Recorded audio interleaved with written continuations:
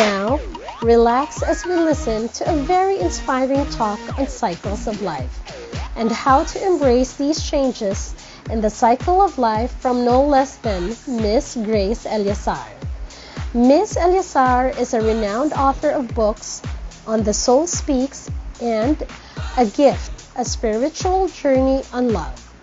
She is the woman behind La Bella Tagaytay, the emerging mixed-use residential development that features a holistic village, fully furnished affordable condominium units, health and wellness centers, and leisure living. I'm quite happy with the topic that we're going to discuss, and I was surprised when Teng told me it's all the bicycle enthusiasts, and that's why you called it the circle and the cycles of life.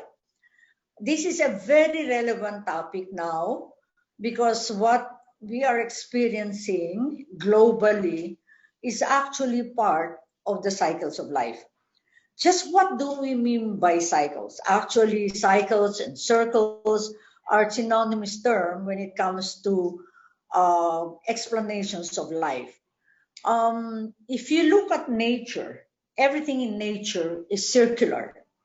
In fact, when I was taking my drawing lessons with a British teacher, what he told me was there is never a straight line in nature. And I was surprised because we were drawing the human body. And he said, you look at your eyebrows, it's circular. Look at, if you draw the arm, it's curved. So everything is curved. And he also supported it with an explanation that if you look at the earth from outer space or from at least on a higher plane, what you see as a straight line, if you're standing on the earth planet, is actually a curved line because earth is circular.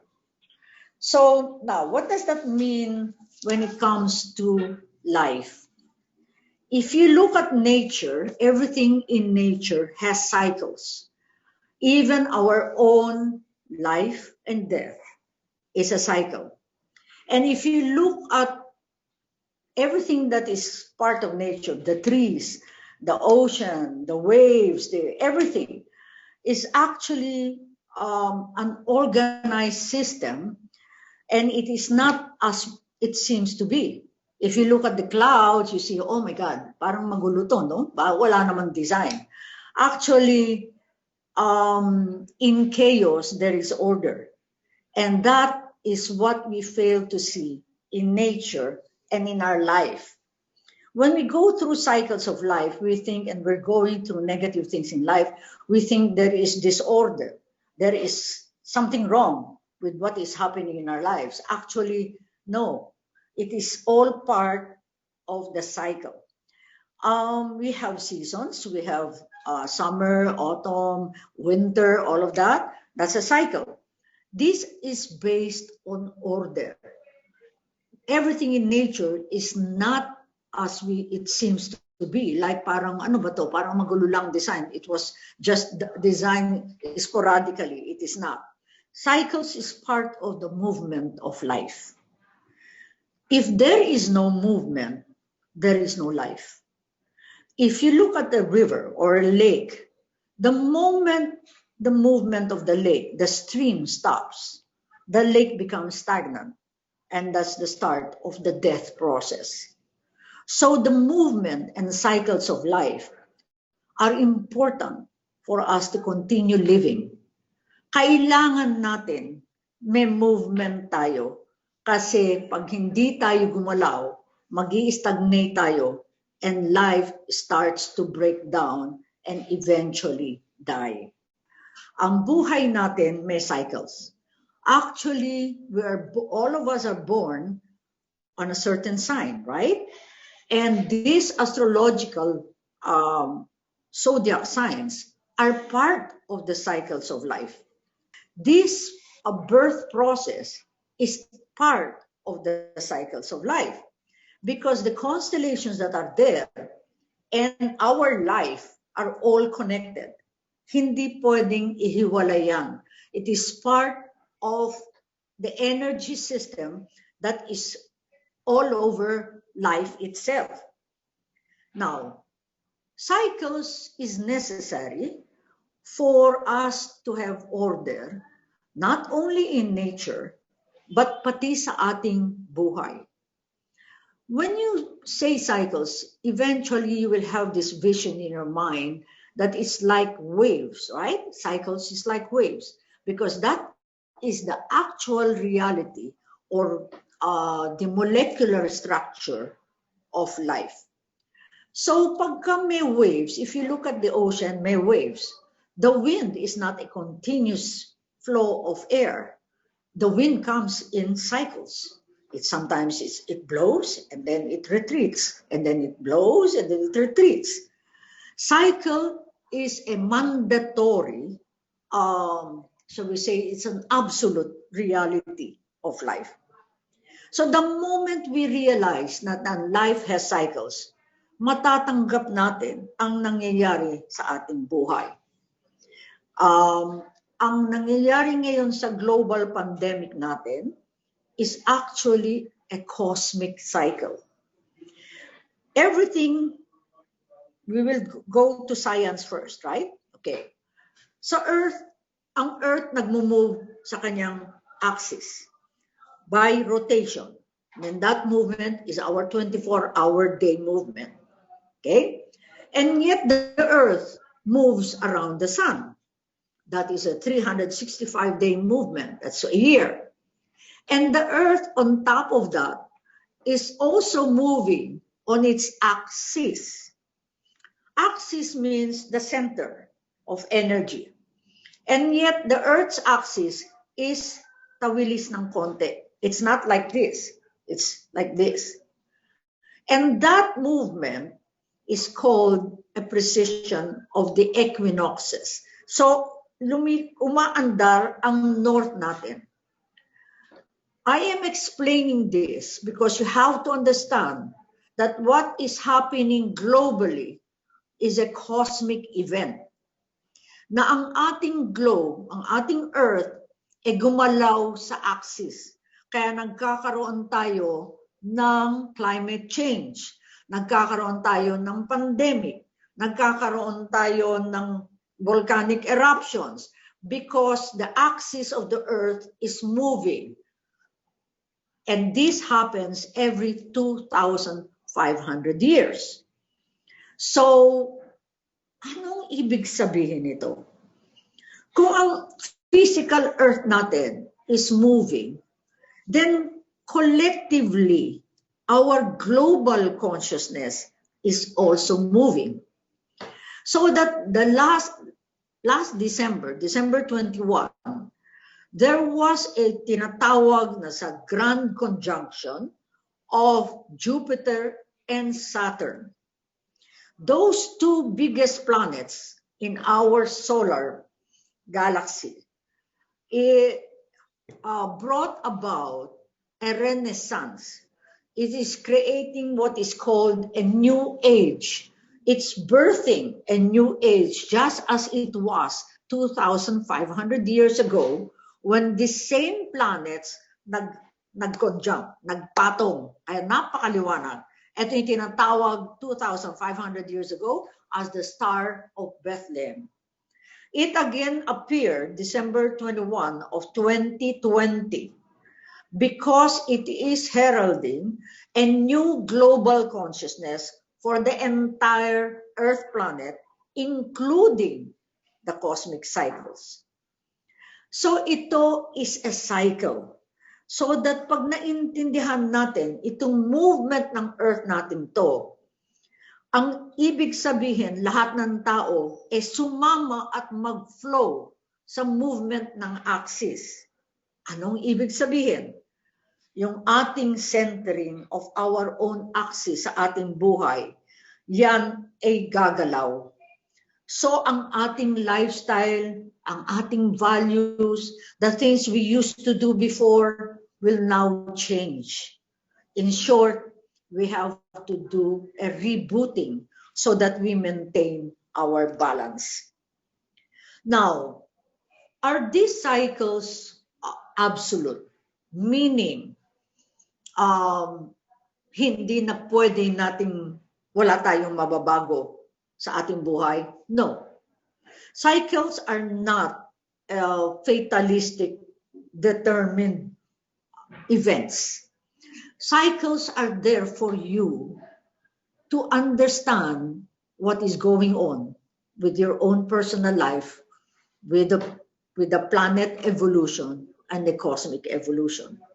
So that when you look at your astrological chart, whatever it is that is happening now is also part of an astrological cycles in your life.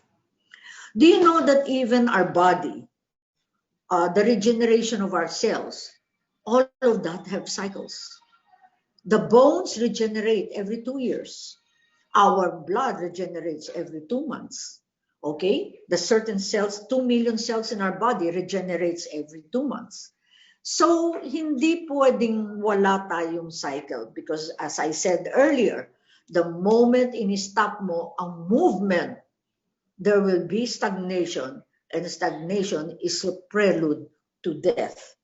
When I say death, not necessarily physical death, but a death of certain portions in our lives. Astrological cycles is part of the human evolution because we are part of the constellation. Now, if you look at the purpose of the cycles, as I said earlier, it's supposed to guide you on what to do, and it is not a fatalistic event in your life. Now, how does that apply to one's life? Yung astrological cycles natin will tell us the impending o yung parating na cycle sa buhay natin. Dahil hindi tayo pwedeng walang negative at walang positive sa buhay because that is what is needed to create life. If you look at an ECG, ang symbol ng pusong buhay is a cycle. It's up and down, up and down, up and down. Ibig sabihin, buhay yung tao. The moment it becomes a straight line, that means the person is dead, right? So, when there is a cycle of up and down, be joyful, be glad, because you still have the gift of life. Now, what does one do when the cycle is up and when the cycle is down? Because these are important components of life. Right now, the global consciousness is in a cycle of downturn because of the global pandemic. Kumbaga, ang wave natin, dati tayo nasa taas, ngayon bumaba tayo sa crest, nasa ibaba tayo. And we are again waiting for the uphill climb on that wave sa upper crest so that the next cycle will be again a downward movement. How does one handle when one cycle is down? Easy. When you're going through the cycles of life, it's just like going and trekking, going to several mountains. Okay? You're trekking, going to a mountain. There's a big mountain, so pataas. It seems like hindi mo na makita what's behind it, right? So, you now look at your life, ay, problema. What is happening in the world? Hindi ko na makita because you're down.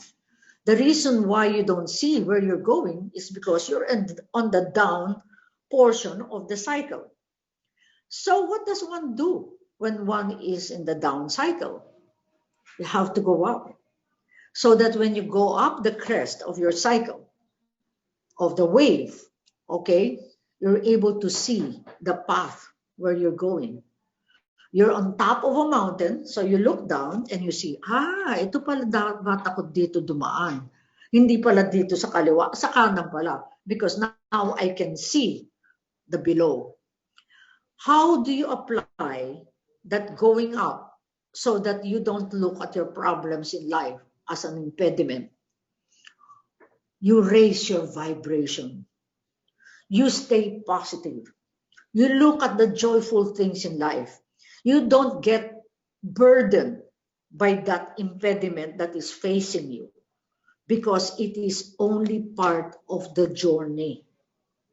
You cannot go through the journey of life without the ups and downs. And that is how you address the different cycles of life. When it's up, good, stay up, be happy. But when it's down, good, be happy. Why? Because that is just a backward movement for you to be able to harness the energy for a higher climb.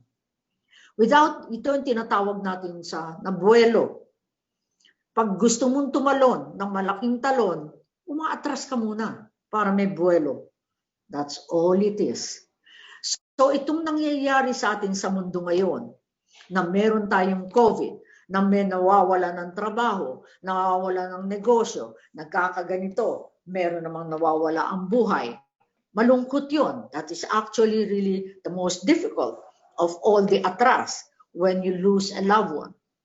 But remember, I personally believe in the eternality of the soul, so that when you lose a person, you only lose the physical body and their presence in this lifetime. And because I believe in the eternality of the soul, it follows that I believe in reincarnation. So that losing of a person is just a way of surviving the eternality of life. So that is how to handle when you lose a loved one during all these COVID times. Now, how do you apply that do sa mga nawawala ng trabaho? Reboot. Use the creative power of the infinite that is within you and think of what you can do to again generate whatever it is that you want to generate in your life. Because within you is the creative power of the infinite, which means it is an unlimited source of ideas. And I have personally experienced this in my life. Now, meron akong pinuntahan, meron akong tinayong negosyo, pero it sort of failed, right? Then nagtayo ulit ako. Then again, it failed. Based on the world's perception, ay nako, naging lugi yan. Ba't ganyan ang negosyong pinasok niyan? Laging lugi. But looking back, these 44 years of my life, and knowing all these principles of life, all those events were not failed events in my life. They were just stepping stones. It's sad that the world calls it a failure. We should just call it a hump that we're supposed to overcome, because we're increasing our energy power for us to be able to attract what we want from life, which is normally a bigger one. You know, when we go through life, we always want something more, right? But how do you attract the more if you do not have the energy force that is generated from your within? Because life is generated from the inside. You know that. Why? Take out the soul. There's no life. The physical body has no life.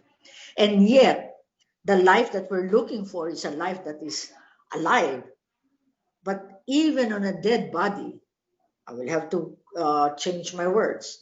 There is still life, but not the kind of life where we can interact. In a dead body, there is still what is called enzyme. That enzyme is the life force, even on dead bodies, because without the enzyme, the dead body will not decompose. So there you will see that there is no such thing as an absence of life. Now, itong cycles na to na nangyayari sa mundo, dapat gamitin natin para ma-achieve natin ang ating goals. Because yung cycle na ito is just a, shall we say, the dark force that will bring forth the white force. It's just like the birthing process. Na bago lumabas ang bata, you go through labor pains. Now, for those who understand the birthing process, when your baby is about to come out, that is not the way to concentrate on the pain. The mother usually concentrates on the push because she wants the baby to come out. She's not saying ang sakit and then just looks at the pain. Her focus is on the energy push so that the baby comes out. Yun ang dapat nating gawin ngayon sa ating mundo. We're on a cycle, on a downtrend. Kailangan hindi tayo COVID ang pinag-uusapan. Sinong namatay? Gano'n na karaming namatay? We are not negating the existence of that event. But we have to focus on what is coming out. Like a baby that's being born, the mother immediately forgets the pain when she sees the baby that is out. And there's tremendous joy because you brought up a new life. That's how we should look at COVID. That we are just making vuelo. And you know very well that right now, our lifestyles are all changing. Our values are changing. And if you don't look at it as a negative event, oh my God, you will see like it's a door opening for a better life. Ang kailangan ng mundo ngayon is transformation. That is what is called the Age of Aquarius.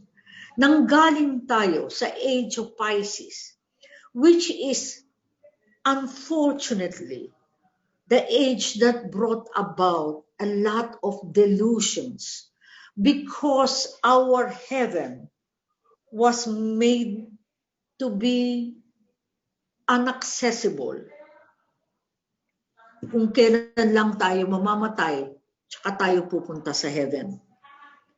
We have forgotten that the heaven we are looking for is the heaven you can create while living on earth. And that is what the Age of Aquarius will show us. We will be given a new kind of empowerment, an empowerment of the self, where we look at the infinite as out there in the sky, where we have to beg for everything that we want from life.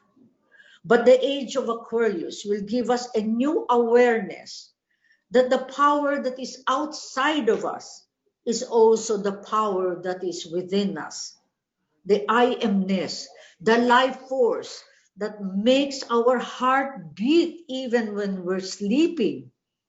Yun ang ating nagpapatakbo ng ating lahat sa katawan natin, na binabago ang ating cells every 2 weeks, nire-repair so that we will experience the soundness and the vitality of life. Masyado nating this Age of Pisces, nirelegate natin ang power outside of us. This is an age where we will start to see who we are as a person. Where did we come from? And knowing that, what are the tools that we have so that we can bring forth the kind of life that we want for ourselves and for our children. This is an age where all traditions will start to break down, including governments, including monarchies, including the old ways of doing things. We will become a new age of spirituality, where we will now start to respect the beliefs of every person, for as long as their beliefs do not do us harm. And in the respect and the acceptance of the uniqueness of each person, that is when we will create universal harmony. Universal harmony is not in achieving that we're all the same. We always think of harmony, even in relationships. pareho kami ng gusto sa buhay. Pareho aming kinakain. Pareho gusto namin pinapanood na sine. Pareho kaming gustong magbakasyon. That's not harmony because eventually that will stagnate because it's too much sameness. But when you're able to accept the differences of each individual and accept them not as a resigned acceptance na, hey, wala na ako hindi ko na mabago, bayaan mo na, okay na lang siya, ganyan na lang siya. No, that's not the kind of acceptance we want. The acceptance we want is a total admiration of the uniqueness of that individual and total support for what he is or what she is as a person. That is when we achieve universal harmony. And this cycle of life, which is the Age of Aquarius, will start that movement. It is a global consciousness. It is a global change. It is a cosmic cycle, just like our astrological cycles in life. Now, there are 12 zodiac signs. And yet that 12 zodiac signs are all within us. And every negative and positive of each cycle, of each astrological sign, is something that each one of us should develop. So right now, to be able to tap the axis of your life, there is one modality that you can use, meditation. Because meditation is not religion. Meditation is common to all humanity. It is not telling you the dogmas of one religion versus the dogmas of another religion versus the rituals of one religion and versus the other religion pray. We have to find something that is common to humanity. And this is the cycle that we are in now. So let us ride this cycle by accepting events that are happening in our lives right now, personal, national, and global, and cosmic. And the moment we're able to accept, that means we are flowing with the energies of life. And how do you know that you are flowing with the energies of life? When you're able to stay positive, when you're able to see the good things of life despite the problem, when you're able to think creatively and come up with new ideas on how to earn, how to be happier, how to be enjoying each other despite social distancing. That is what is being taught to us now, that we don't need physical proximity. Hindi natin kailangan tabi-tabi tayo, mag-inuman tayo, magkasama tayo. No. What is being taught to us now is that in our physical distancing, we are more connected. And you see that. We are now able to talk to people via Zoom in China, in the US. And yet before, ang kausap lang natin, yung ka-meeting lang natin. So we are already in a changing paradigm. That in distance, is sometimes where you create the closeness, because closeness is not a physical closeness that we are striving for.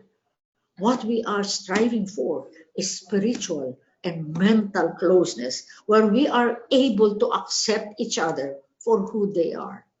And that acceptance is really the spiritual unity that we are all striving for. I hope I'm able to give some enlightenment on the cycles of life. And I hope that with this short talk that I gave, I have placed the seeds of transformation in your souls so that you will start your journey towards your inner selves and not an external journey.